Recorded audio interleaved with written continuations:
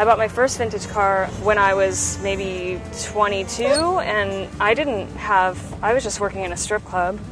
I wasn't high rolling in the dough or anything. I like things that were really driven on the road and also cars that I can afford to buy. I'm not going to be buying any $3 million car anytime soon.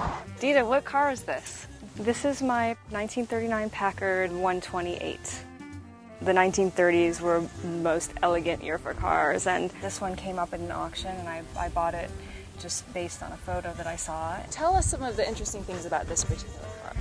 Well, a Packard was really like one of the top of the line cars at that time, and I have to say, for me, I've driven lots of 30s and 40s cars before, but when I actually got behind the wheel of the Packard, I started to understand that it was much easier to drive. It's just a lot smoother, faster ride, and this kind of car is notoriously the kind of car that gangsters drove.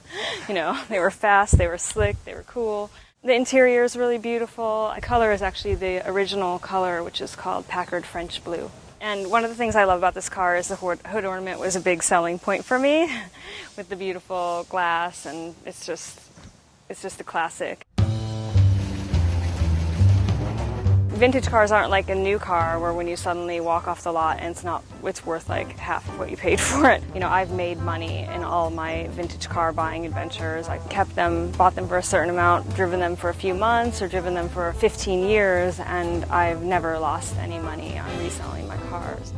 Okay, so Dita, what is this? This is my 46 Ford Super Deluxe, it's called. It's the first time I've ever owned a convertible, and I really love driving the convertible because the sight lines are great. It's, we're in Hollywood. It's like the perfect place to drive a car like this. It feels very glamorous.